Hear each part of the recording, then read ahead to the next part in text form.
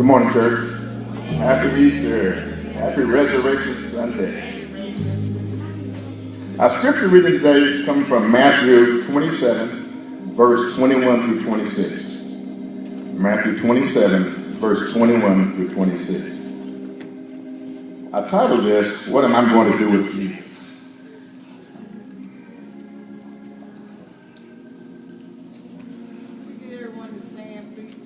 Yes, please stand as I read the scriptures. The governor answered and said to him, "Which of the two do you want me to release to you?" They said, "Barabbas." Pilate said to them, "What then shall I do with Jesus, who is called Christ?" They all said to him, "Let him be crucified." Then the governor said, "Why? What evil has he done?" But they cried out all the more, saying, "Let him be crucified." When Pilate saw that he could not prevail at all, but rather that a tumult was rising, he took water and washed his hands before the multitude, saying, "I am innocent of the blood of this just person. You see to it." And all the people answered and said, "His blood be on us and on your children." Then he released Barabbas to them, and when he had scourged Jesus, he delivered him to be crucified. Take your seats, folks. After reading this, I said, "Okay, God, what am I supposed to get out of this? What do you want me to see here?" When Jesus went before Pilate, there's a question you must ask yourself. Why did the crowd demand the release of a murderer and the crucifixion of Jesus, an innocent man? Pilate tries to avoid the responsibility for Jesus' fate. Pilate even admits Jesus was innocent, but chose to ignore helping him. Now let's look at this. There's a lot of lessons here. A question was asked, "Which of the two do you want me to release to you?" They said, "Barabbas." The voice of the crowd is not always the voice of God. The mob did not answer Pilate's request for evidence or proof when he asked, "What evil has he done?" They only continued to shout for Jesus' death. They called for more than his death. They called for him to be executed by torture through crucifixion. Pilate was faced with a decision at this point. Decision that every one of you must face. For every one of you have to make the same kind of decision that Pilate made. You must decide, what are you going to do with Jesus?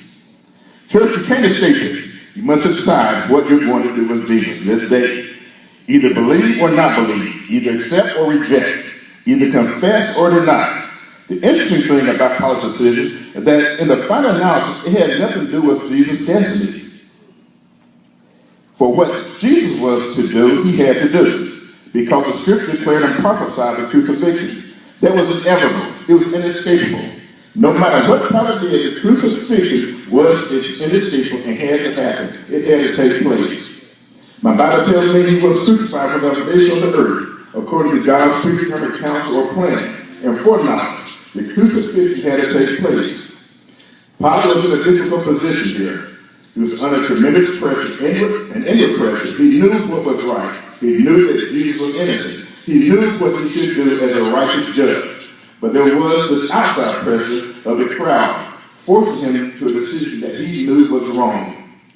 Unfortunately, what I found out here, folks, many times we're under that kind of pressure too. The crowd forces us to a decision or to action that we know to be wrong. In your heart, you know what is right. You're going against your own conscience, your own heart, what you know to be right and true. And going against it is always a difficult thing, and you suffer many times for years or something like that. As a teenager, I did something I knew was wrong, and it still bothers me this day. It still bothers me because I knew I was wrong, I knew I shouldn't have done it, but I was pressured by my peers, by the people I was hanging with. The call, "Let him be crucified." The crowd chose Barabbas instead of Jesus. People today, you still reject and choose another.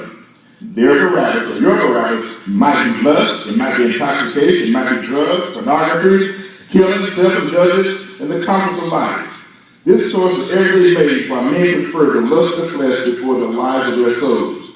Now, the irony about this, what surprised me more than anything else, if anyone knew what it meant that Jesus died in his place was Barabbas. Barabbas was a terrorist. He was a murderer. He was set free like Jesus was crucified.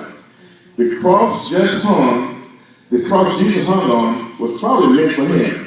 And I can only imagine Barabbas being in a dark prison cell with a small window waiting to be crucified. And through the window, he could hear the crowd gathered before Pilate outside his window in the assembly area. And when Pilate asked the question, which the two do you want to be released to you, he probably heard that, but he heard the crowd yell out, Barabbas, Barabbas. And he probably could not hear Pilate when he asked, what should I do with Jesus, who is called Christ?